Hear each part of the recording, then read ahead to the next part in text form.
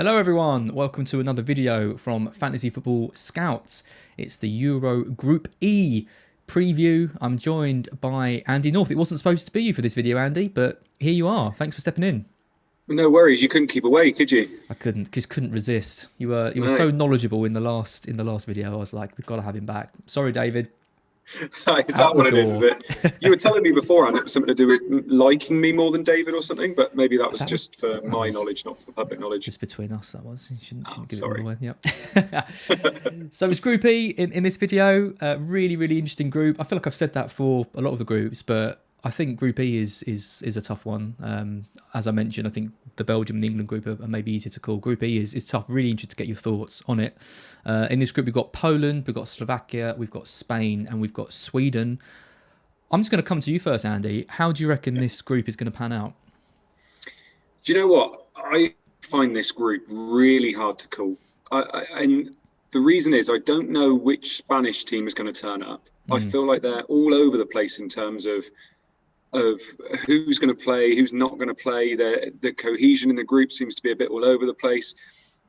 On paper, if you are literally just looking at fixtures, Spain have one of the easiest groups. You know, they should be keeping clean sheets in all three games, but I don't think it's going to work like that. And because of that, I feel like this is quite a wide open group, especially for who could finish second and third. I think Slovakia are on paper the weakest team, but then Poland and Sweden, I think, could have good group stages. And it's just about whether Spain can top this group. I've got a sneaky feeling this is going to be one of those groups where we have a bit of a surprise.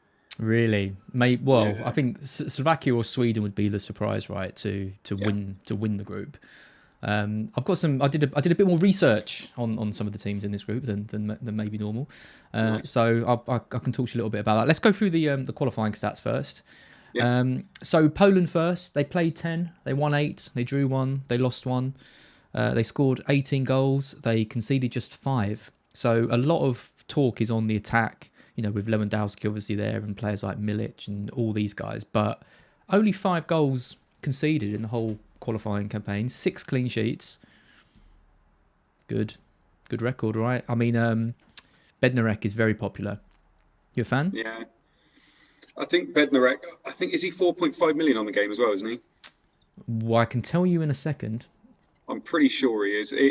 I think Bednarek's the one. I can tell you now. Yeah, he's 4.5. He is. Yeah. Yeah. I think he's the one most people are going to go with. Do you know what? The people next to him are quite good. Helik and Glick aren't bad players either, and I think Szczesny's 5 million behind him. So I think a lot of people will go for Bednarek, but I said this in the last one, I quite like going with players we don't know, and I like going with players that aren't going to be picked because they're not playing in the Premier League, and I quite like the look of Helik and Glick personally.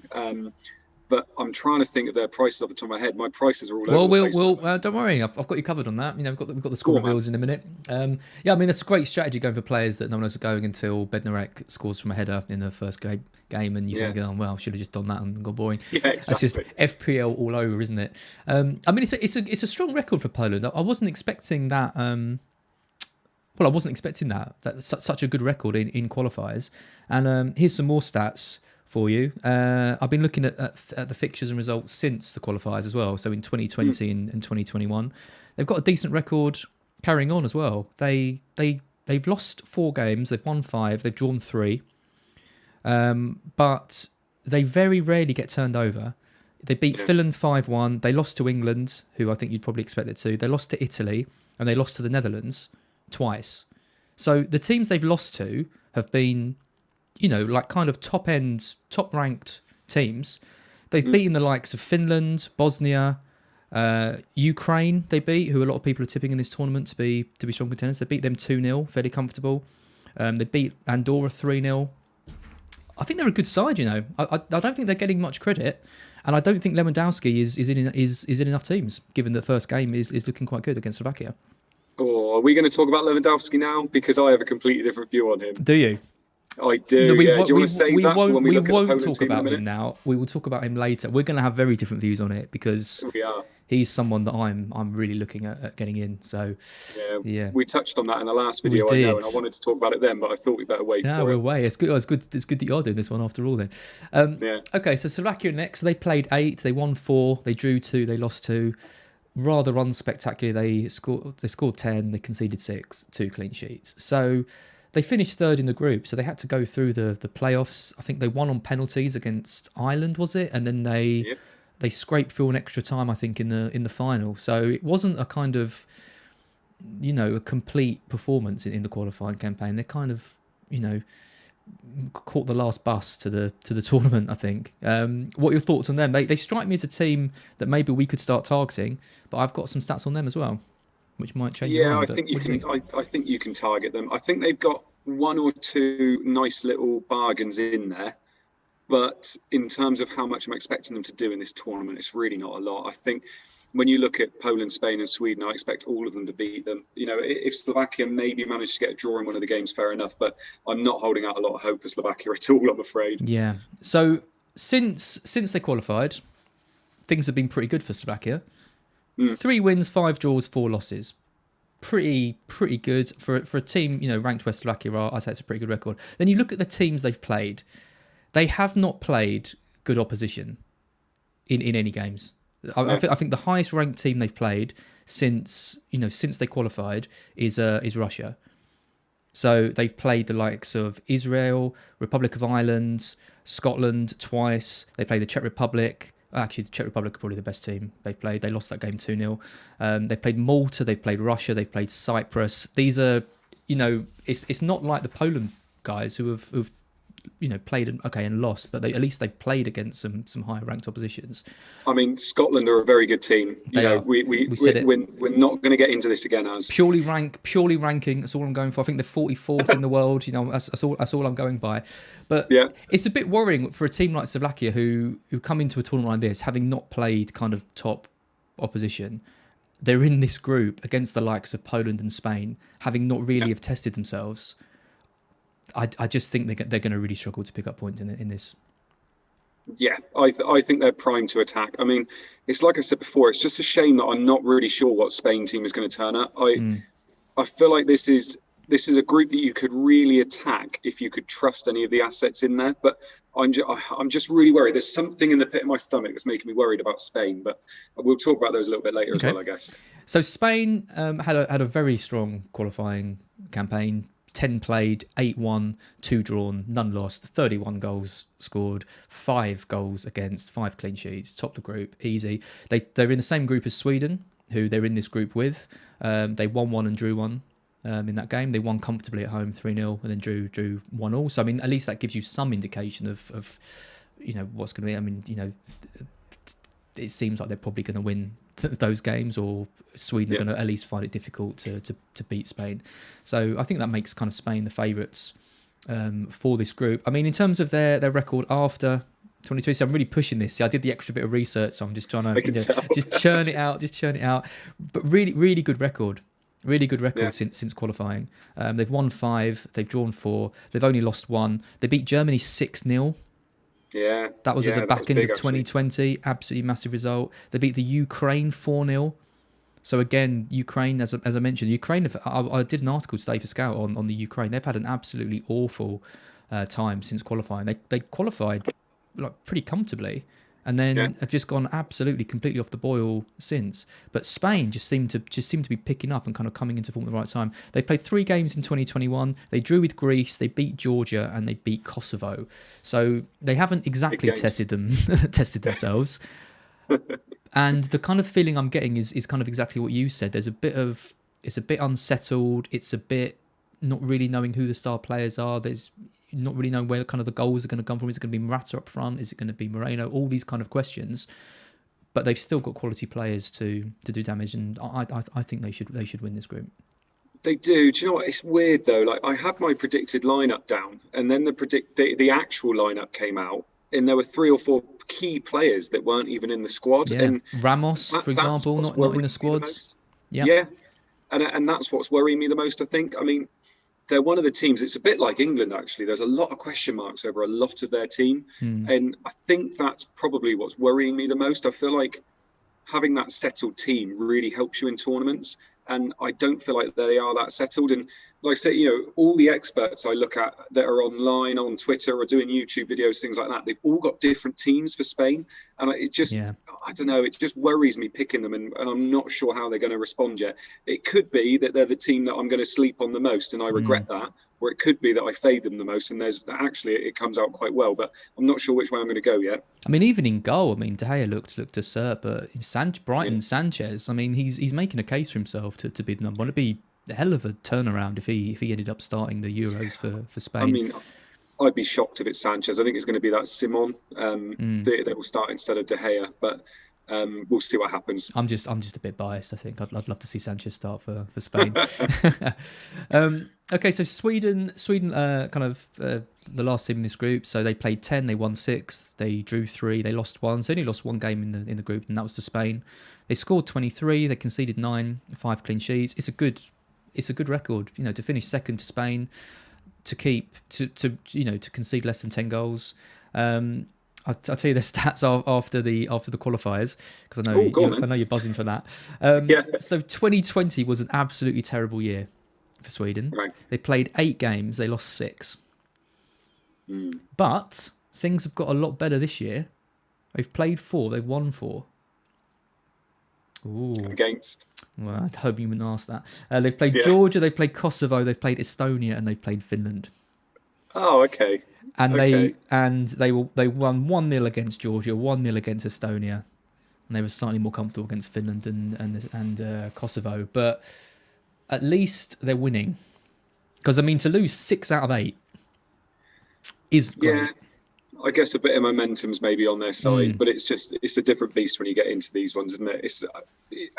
It's tough to see them getting into that top 2, but you never know. It could happen, and they've got a few good players, which we'll talk about in a bit as well. How much stock do you put into these things? So like qualifying stats, the Nations League, the World Cup, all of that, and also like club form as well, because a lot of the time the club form doesn't translate, does it, to the international stage? And sometimes you get brilliant international players who are absolutely rubbish for their clubs.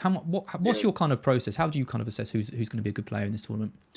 Just fixtures, because for me, I think you can just never tell, and I think the only thing you can really know is who's a strong player, who's a strong team, who's settled, and who's got the nice fixtures. And I think it's really hard to use anything else like the qualifying stats. You've got the qualifying stats up here, which is lovely.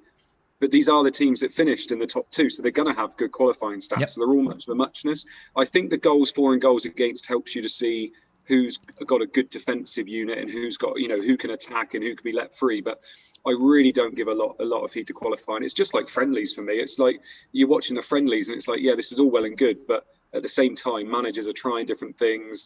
They're playing against rubbish opposition most of the time, and it's just, for me, I don't take a lot of lessons from the friendlies or the qualifying. Great, thanks, Andy. It's really good to know that all this prep I've done has gone down well, and you appreciate it. So yeah, thanks a lot for that. No problem, mate.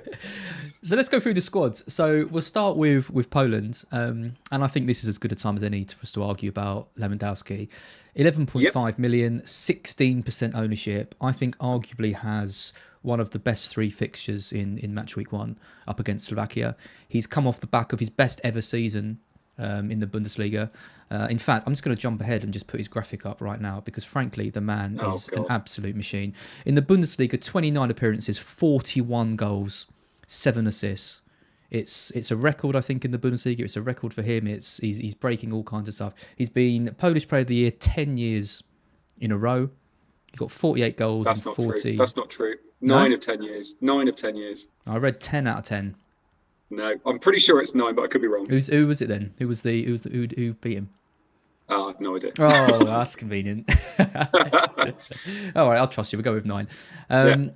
So it's frankly it's Messi, Ronaldo level stats, but obviously playing in the Euros, which Messi can't do. Ronaldo doesn't come close to this. I think he's had his worst season scoring wise. I think he still won the Golden Boot, but has had his worst goal scoring season there is. But I'm just looking at this game and just thinking, we talked about Harry Kane in the last episode, and thinking I'm not sure about him against Croatia.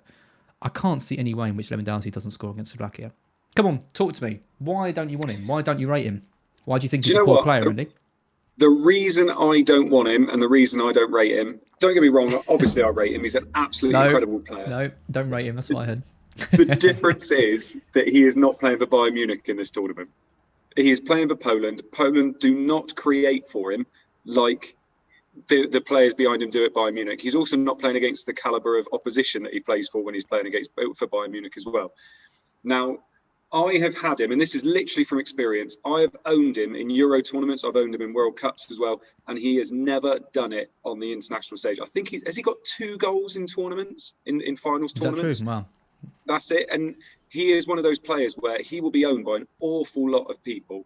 Don't get me wrong, that Slovakia game, yes, I kind of understand that. If you're going to go for him in that Slovakia game, I do get that. Well, this is the thing, though. I don't think he is owned by that many. I think 16% isn't very high when you compare it to... I mean, Harry Kane's got 40%. Yeah.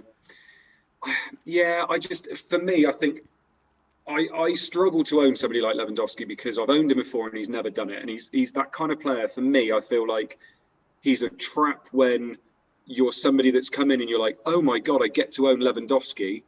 You know, because what game are we going to play where we get to have Lewandowski apart from if you play Champions League? And I feel like he's a trap. I've done this before, and I'm not going to fall into this. But let me put it to you like this, in the sense that kind of what I think this kind of thing. Yeah. So we get 2 free transfers a game week, right, or a match week, or whatever. I can never remember what it's called. So you start with Lewandowski against Slovakia, then we're going to be heading into the limitless, and then you've got 2 free transfers, and that's when you target Kane against Scotland. So you keep Lewandowski for that first game against Slovakia. I think him and Lukaku are the kind of the best captaincy choices that you can get. I want to have both of those, and then you limitless. You probably limitless him out, and then you get rid of him in the final week. What do you think about that for a plan? Booking in transfers though, do you reckon that's a risk? I do think booking in transfers is a risk, but I like other strikers more than Lewandowski. My front line at the moment is Lukaku, Depay, and Ronaldo. And I can't put Lewandowski above any of those. I think Lewandowski is more expensive than Ronaldo and Depay. Still, my prices are all over the place still because of fan team, but I just can't put him above them. Even though that Slovakia game could potentially be the better game, I'm going to back the teams where I think they have more attacking potential than Lewandowski, who is the great player, but might not have the people being able to offer him the service. Okay. So in terms of other players for Poland, is there any you're looking at? There's a lot of excitement about Józwiak, and I think I pronounced that right. Józwiak. He plays for Derby, which is interesting. You know, kind of a championship player. But I think there's talk that he might kind of feature off the bench, but he's a kind of explosive, exciting, fast player. The likes of Milik, I mean, 8 million forward. We're not sure if he's going to start. Will he play up front with Lewandowski? Won't he? There's Zielinski as well, 7 million mid. Any of these guys you're thinking about as a cheaper kind of option to Lewandowski? Yeah, I really like Zielinski. I genuinely really like him. I think he's a quality player. I think for 7 million, he is right up there with Eriksen and people like that in the middle. Where I'm thinking for 7 million, I don't think that's that bad. I do think I've got myself in a little bit of a hole here saying Lewandowski's maybe not worth it when I could also be saying Zielinski's worth it. Because, I mean, if he's going to be creating, it's probably going to be for Lewandowski up top, isn't it? Yeah. There's no one creating for him, but you should also get this player because he creates lots of stuff. Yes. Exactly. Great punditry. You were doing so well, Andy, until Thank you.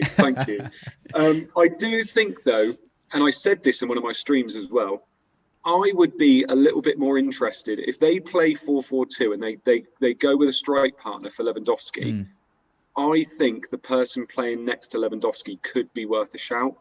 I think it could be Milik, but I feel like he's got a bit of a knock at the moment, so it could be Piatek. And out of those two, I quite fancy one of those to do quite well. It's tough because obviously... Would you risk a forward spot on it, though? Yeah, exactly. And Lewandowski's the man, isn't he? So it's one of those things, I think, where if you're going to go for that is brave. But at the same time, I think, why not be brave? In a game where does it really matter? I think, I think that could be worth a shout. But I think Zielinski's the one I really like in that midfield. Yep. Okay, so just quickly touching on defence, because we talked about them having a good defensive record. You mentioned Szczesny. Fabianski's knocking around as well. Do you think there's any risk to Szczesny? Do you think Fabianski could come in? I mean, 2% ownership, Fabianski, so some people are backing him to to be number one. Yeah, I think a lot of people are seeing Fabianski, seeing he's Polish and he plays in the Premier League and picking him, but it is Szczęsny. Szczęsny is the one that's going to start. I think if you asked, I think it's very close to say which one's better, and a lot of people would actually say Fabianski's better, but I think Szczęsny's 100% going to start. Yeah, and do you think, in terms of defence, I mean, Bednarek there at 4.5 seems to be the most logical one to go to. Is there any other defenders that you think maybe to go to, or would you just go straight for Bednarek? No, do you know what? I'd take a punt on Helik. I think Helik for 4.5 million. He's 0% owned there. He's almost at the complete bottom of the list. I like him. I think there's nothing Nearly wrong with didn't even him make at all. it onto the screen. He's far over. No, I like him. I don't think there's anything wrong with him at all. So I think, because what's Bednarek? He is 4.5 anyway. I think Bednarek is completely nailed. So I think for 4.5, that's absolutely fine. It's a real shame that Glick is 5.5, to be honest. But so I don't think he's 1 million more expensive than the other two. So yeah, Helik or Bednarek, absolutely fine. Helik, there you go. There's your tip from our new pro pundit. Helik, love it. Right, let's move over to Slovakia. So we kind of talked about them as being, well, massive underdogs, kind of in this group in the tournament. Their team is not backed, to put it mildly. I mean, you've got Skriniar there. There's definitely no way that's right.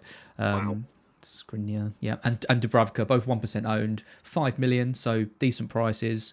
I mean, Hamsik there. I mean, he's been around for years, isn't he? He's their record goal scorer. He's record appearances. I think he's playing in Sweden now, when he kind of did most of his trade at Napoli. Yeah. He's an attacking player, especially internationally. He'll be the one kind of tasked with really creating stuff. I don't think they have a recognised striker, or at least a decent striker. There's not a huge amount of excitement around their kind of attacking options. I don't mind him at 8 with 0% ownership. Yeah, I think.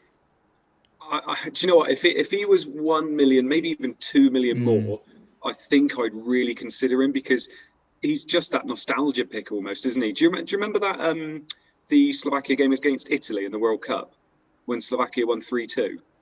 And Hamsik, it was one of the best games I've ever watched. And Hamsik was just instrumental. He didn't score, but he got a few assists, and he was just such a good player in that game. And I feel like Slovakia are a team that they're not just going to roll over, but they just don't have the quality. And I think Hamsik for 8 million is a push for a team that I'm wondering whether they're going to score goals.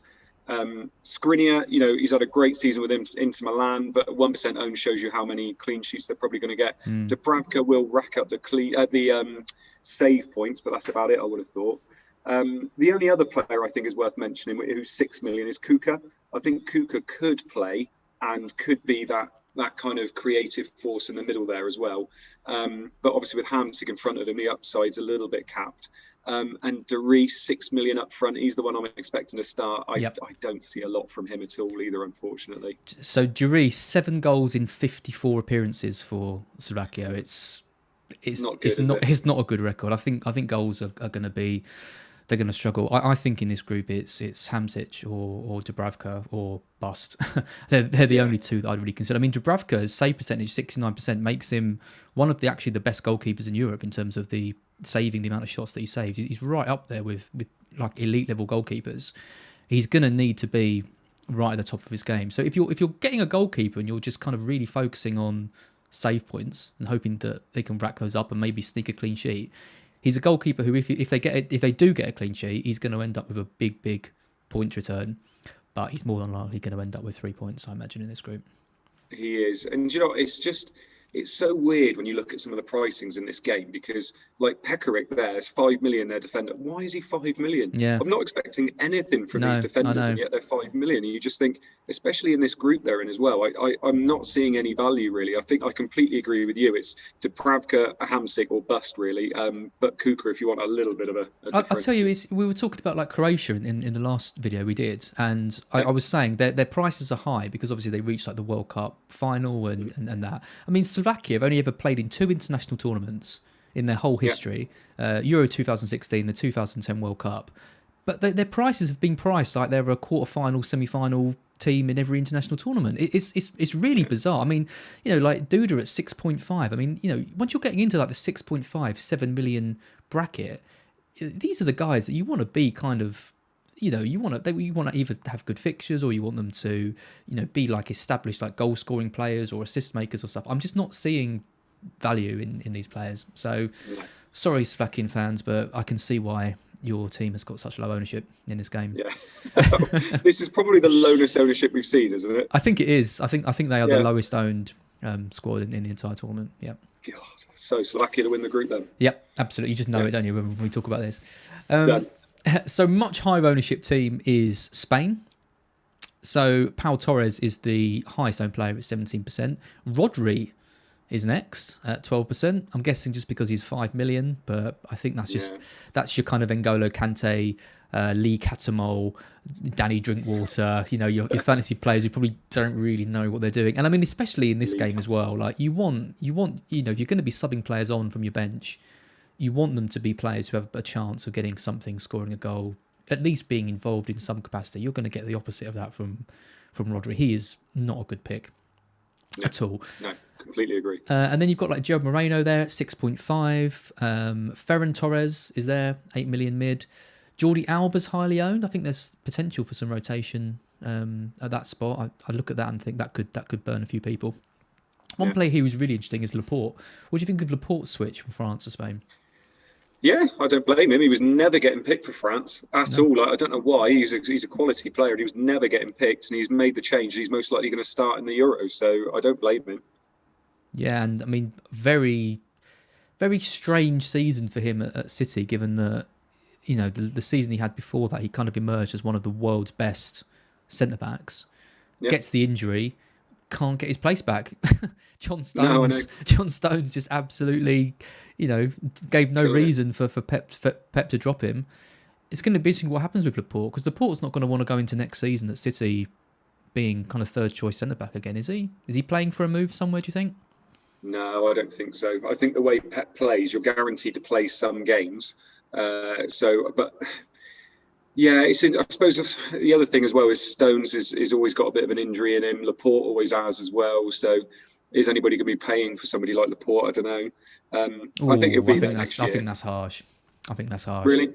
Yeah, I think clubs would be queuing up to sign him. I meant because of his injury record. Yeah. I mean, I think if he has a good tournament and an offer comes in from a big side for 50 million, 50 million, something like that, I think he's gone. I think Pep would just accept it. I mean, they've got Ake there as well, who's barely played. I think Laporte is fantastic, but I think it just depends what Pep decides to do with Stones and Diaz. The partnership seems to work. Would he want to swap that around? I don't think Laporte's far too good to be not playing every Premier League game. I would have thought. We'll see. We will. Anyway, getting a bit sidetracked. Who else do you like for Spain? So Gerard Moreno's picking up quite a lot of interest. He got the goal in the Europa League final, didn't he? He's had a good season. I've got some stats on him as well, which we'll talk about in a bit. Do you like him, or do you think there's too much threat? I think there's too much threat. I'm still not sure whether it's going to be him or Morata up top. And I think Morata offers something that Moreno doesn't. I think Moreno's had a good season, obviously, and he scored in that Europa League final against my team. But I think 11%. I think it's mainly just because he's 6.5 million. Like if he does get the nod, 6.5 million for Spain in this group is actually great. See, that's really clever pricing. I think I really like things like that. There's obviously that risk with like Morata around, and they price Morata quite high, and it just makes you think, oh, that could be a bargain if he does start. The thing is, I don't see them starting with him. I really don't. I feel like they'll start with the tried and tested Morata, and then they can change it if they need to. And they, if they're struggling to score in the first game, they bring Moreno on. If Moreno does well, he'll start in the second game. I struggle to see him starting. I do think Pau Torres is a great option. I do think he's going to be next to who's going to be centre back, Laporte. I feel like he's going to be next to Laporte. So I think 4.5 million in this group. I can't really understand the pricing of that.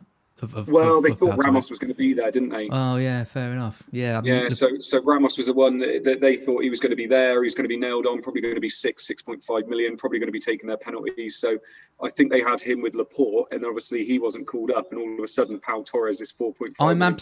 I'm absolutely amazed that Pau Torres is only 17% owned.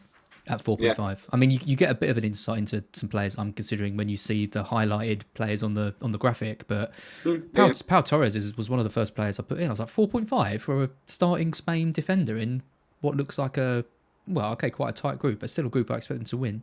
He's a no-brainer for me. If you look just based on paper with clean sheets, they are more nailed on than any other team to keep clean sheets in this group. There you go. And I think I know I said about I'm not sure which Spain will turn up. For 4.5 million, I don't care which Spain will turn up. They can only keep one clean sheet. Doesn't matter. I've got other 4.5 million defenders that are going to have nowhere near the amount of upside that Pau Torres has. Yep. So he is 100% in my team. Good. Oh, we agree on something. That's a first. We do. So what about the other Torres? What about Ferran Torres? I mean, he scored, they thrashed Germany. He got a hat-trick in that game.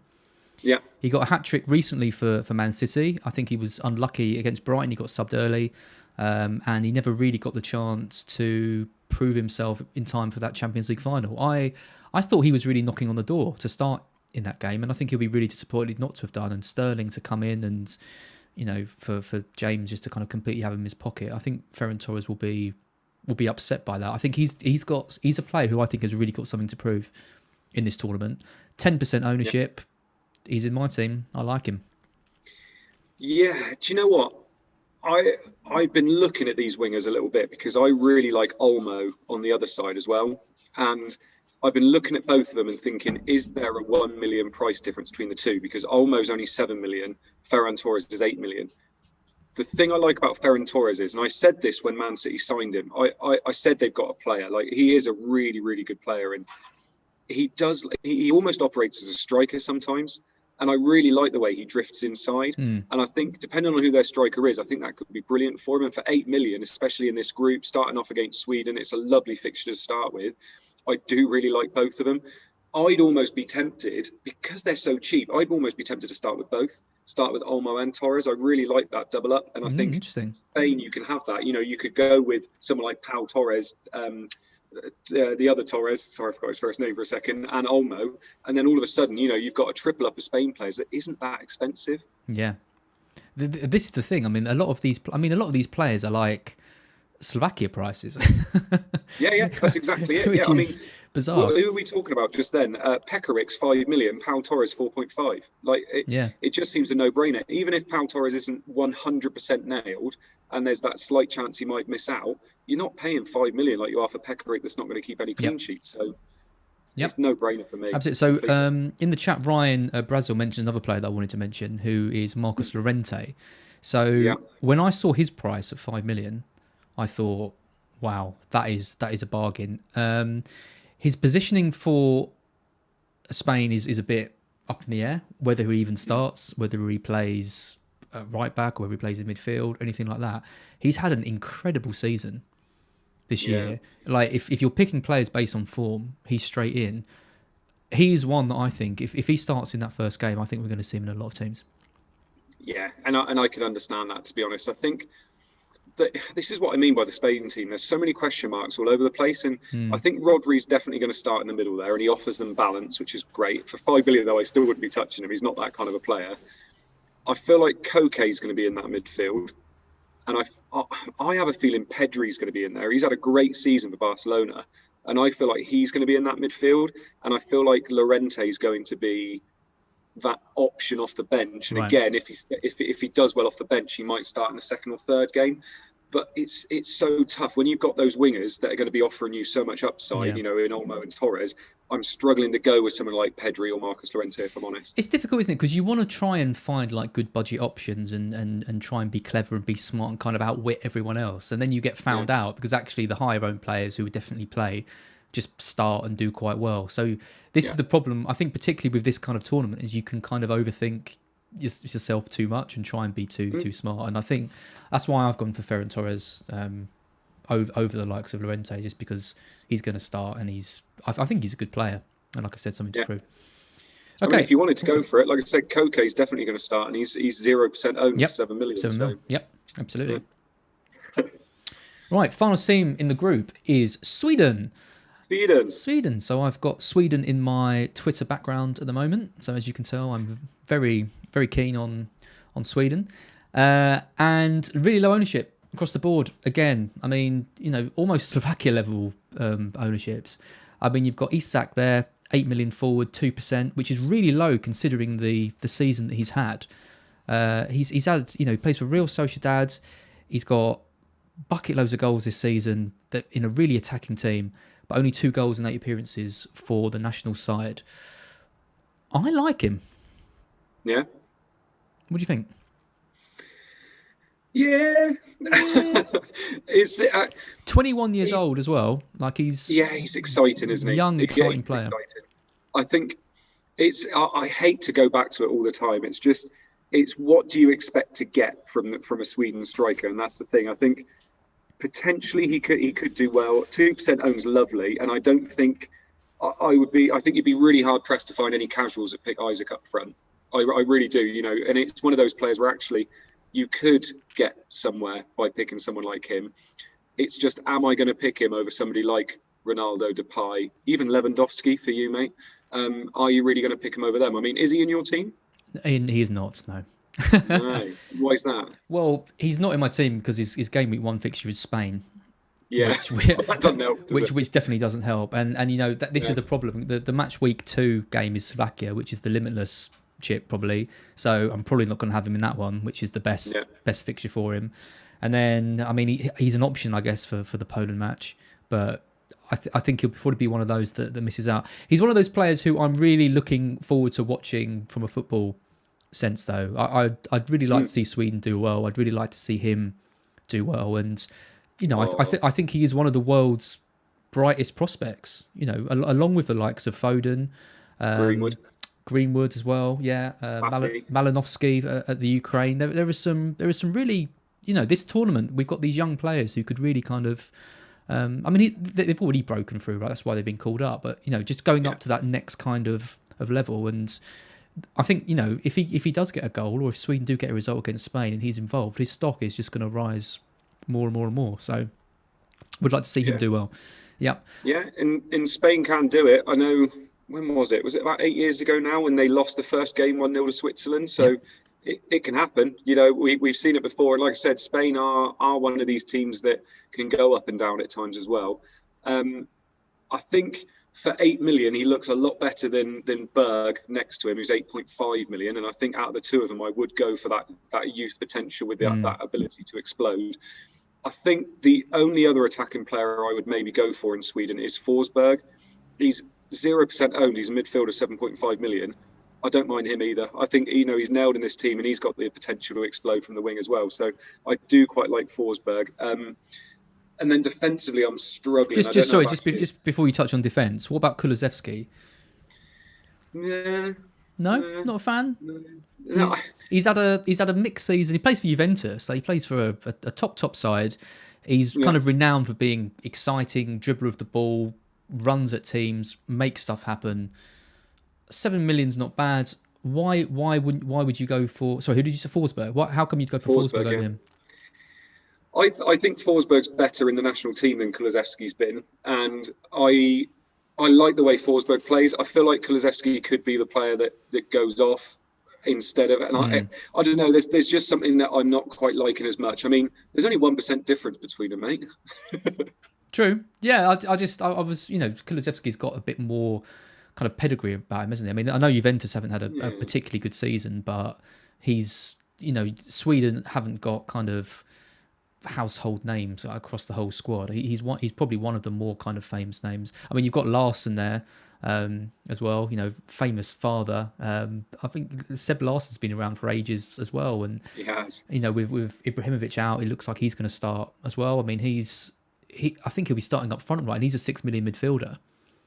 So, is he someone that could, out of position, be a factor? Yeah, he could potentially be on penalties as well, yep. Which isn't that bad, I guess. But no, not for me. I don't think so. I think if I was looking in this team, I would be looking for that kind of real upside, real potential that nobody else will go for. And I think, like we've already said, I think Isaac would be the one I'd go for, or Forsberg. Or I think if you wanted to go for that Kulusevski, that's fine. I think those are the players I'd go for, though. Yep. And sorry, I interrupted you. So what about defensively? I mean, I'm not a fan of Lindelof in any way. I just don't rate him. I think he's a poor defender. Yeah. He does better for Sweden than he does for United. He's Yeah. obviously got more responsibility. He is that kind of household name that I mentioned. But I just can't trust any defence that's got him in. I mean, Olsen's the first choice goalkeeper. He's second choice to Pickford at Everton. Yeah. Would you? I mean, as I said, Fairly defensive poor. numbers are decent, but I thought it was going to be Nordveld that was playing because Olsen just hasn't played. But I think defensively, I'm struggling to find any value. I mean, Lustig I quite like at right back, but again, he's 5 million. Or Ginston, God, I always get this name wrong. Augustinsson, it's good. but he's 5.5 million. And it's so hard to pick a player that plays for Sweden in a defensive role that's 5.5 million. So I think, I'm struggling to pick any of these. Lindelof at 5.5 as well. He's not going to be offering you much attacking threat at all. So Yeah, they're all pricey. I don't think there's a 4.5 yeah. starting defender for Sweden in this list, unless I'm wrong. I think I want to invest in Sweden, but I don't think I will be. Sorry. Yeah. Okay, so players I've picked out for each team. So we've already done Lewandowski to death. I just want to reiterate again, 29 appearances in the Bundesliga, 41 goals. Absolutely He's not playing in the Bundesliga. Crazy return. Yeah, but he's playing against Lindelof. By the way, a few people have asked in the chat about who do we think the Spain keeper is going to be. Do you think the same as me, that it's going to be Simon? I don't see how it can be De Gea. Yeah. I mean, he did get his place back in the United team, and I mean, it is a weird situation with the United goalkeepers. It's like they gave Henderson that massive contract and just didn't really know what to do, and then Henderson just didn't look. He looked okay, but didn't really kind of grab it by both hands, and so it went back to De Gea, who has had a poor season again, I think, by his standards. So I think if they give it to him, it's a bit of a kind of legacy pick rather than kind of looking forward. I don't think Sanchez is ready, in all honesty. Yeah. So yeah, I think it probably will go to Simone, but yeah. That's what I think. Yeah, I think it's too risky to invest in any of them, to be honest. Yeah. So for Slovakia, I've picked out. I can't even say it. Skriniar. Yeah. Oh, that's not too hard. So he's obviously the centre back. So we're not expecting amazing returns from him from goals and assists, but he's interesting. He's 26 years old. He's been linked with moves, I think, for the last couple of years to teams like City and Chelsea and big name sides. He's got 3 goals in Serie A. He's kind of their colossus. He is, they had Skirtle there before and everyone raved about him and he was kind of like the main man. Now they've got Skriniar. Is he a factor in your team? Are you considering him? Not so much, to be honest. I think the only Slovakian ones I might touch is Hamsik in midfield. Yep. I think I'd be struggling to pick him based on the fact I don't expect him to keep any clean sheets. So no matter how good he is at club level and as an individual, I don't expect them as a team to keep any clean sheets. So I think Skriniar's one to watch. I mean, 26 years old, he could be. If he's going to get this really big move to somewhere, then it might be kind of the prime time for it. But I think he'll struggle to have a good tournament in the Slovakian side. I agree. It feels so harsh when I say it like that. So I've put Joe Moreno on there. I think, like you said, he's only a factor really if we know that he's going to start. But 23 goals in 33 appearances, 7 assists. He got 7 goals in the Europa League win. So 30 goals in 46 appearances overall and 11 assists. So when he plays, he tends to do quite well. I haven't seen too much of Morata in the last couple of years since he left Chelsea, but I wasn't very impressed with him there, and I don't think his career's really got back to the levels that kind of the expectation was with him. So Moreno looks a good player for Spain, but just will he start? Yeah, that's exactly it. And I think if he does start, I think he's definitely worth a shout in your team, especially for how cheap he is as well. I think for me, because of that uncertainty, it would be the wingers I go for. So it would be Torres or Olmo. And then Pau Torres in defence, I think, is 100. If he's definitely in there and he's definitely, going to be playing for 4.5 million, I think is probably the bargain of the game. Yep, I completely agree. And just finally, I've got Isak's numbers on the screen. So 34 appearances, 17 goals, 2 assists. He played in the Europa League, didn't score. Played in the Copa del Rey, didn't score. Played in the Super Copa, didn't score. But 17 goals in 44 appearances. It's not a bad return. Like I said, only 2 in 8 for Sweden when he has started. But only 21 years old. I don't think there's much more to say to him. I think we both agree that there are probably better forward options to go for. But like I said, I'm excited to see how he gets on in the tournament. Yeah, 100%. There are those players where, although we're not going to be picking them in our teams, we're going to be looking to see how they play. And Yep. I look at him; he's so smiley. I love him. No, he's such a nice looking guy, isn't he? Yeah. I mean, I love this is why the Euros and these international tournaments are it's so fun to see these players emerge from these kind of nations, because I mean, Isak's a bit of an anomaly because he is starting for a decent team in Spain, but sometimes you see players emerge for national sides. They're only playing because they're like third choice at their club, and then they just absolutely kill it in the thing, and then they get a big move somewhere and they're a household name straight away. So yeah, it'd be really cool to see who kind of emerges from this one. There's always one or two players that I mean, look at James Rodriguez in the World Cup for Colombia. If we can get another one of him, it'd be great. Yeah, now he's playing for Everton. Yeah, I know. And Ancelotti's gone. Yeah, exactly. I saw something. It's like, Ancelotti really treated Everton like a one-night stand, didn't he? It's like, yeah, he kind of did. Yeah. Disgusting. Anyway, so that's Group E done. Andy, thank you so much for joining me again. No worries, my man. I think that was the longest one, 47 minutes. So yeah, but really, really good discussion there.